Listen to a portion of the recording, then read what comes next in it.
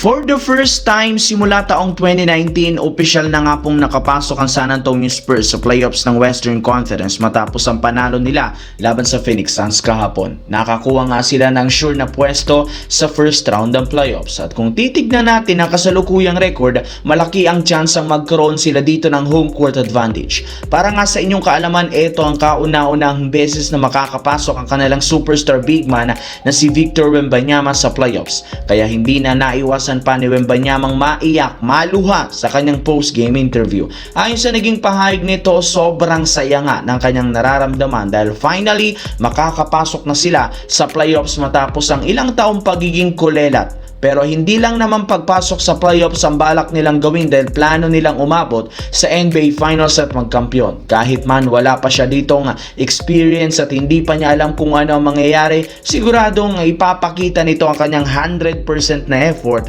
para lamang manalo.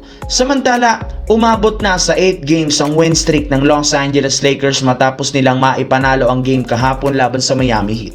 Kaya isang patunay nito, isa sila sa pinakamainit ngayon sa West bago ang umpisa ng NBA playoffs. Pero hindi rin naman aabot sa ganyang kahaba ang panalo kung hindi dahil sa game plan ni Coach JJ Redick. Kung inyong ang titignan, hindi rin naman ganun kaganda ang performance ng Lakers ng nagdaang buwan. Pero simula nang subukan ng Lakers na gawin na si LeBron bilang third option sa opensa, dito na nagsimulang magsunod-sunod ang panalo.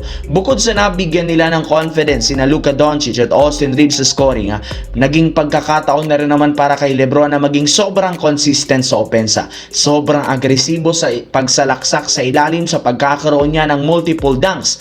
Pinapagpatuloy lang naman nila ang nakalipas na laban ng ganitong bagong sistema. Lahat ng mga players nakalock in sa kanilang role at trabaho, kaya mas gumaganda lalo ang kanilang chemistry habang tumatagal ang laro.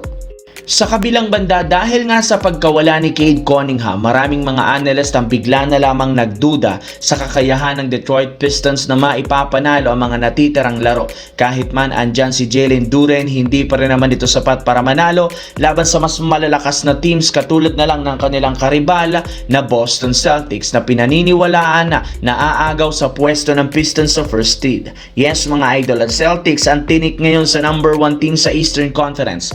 Bukod sa healthy at walang injury ang mga malalaro ngayon, nakukuha na rin naman ng mga ito ang kanilang rhythm na rason bakit sunod-sunod ang panalo. Yes mga idol, sa ngayon manghihina ang Pistons. Ang Boston Celtics naman ang may pinakamataas na tsansang aabante sa first seed. As of now, meron na lamang 4 games na kalamangan ng Detroit sa Boston at kayang-kaya pa rin naman nila itong habulin since meron pa rin natitirang 13 games sa regular season at karamihan dito may hinang team. Kaya medyo tagilid ang kalagayan ngayon ng Pistons sa Eastern Conference.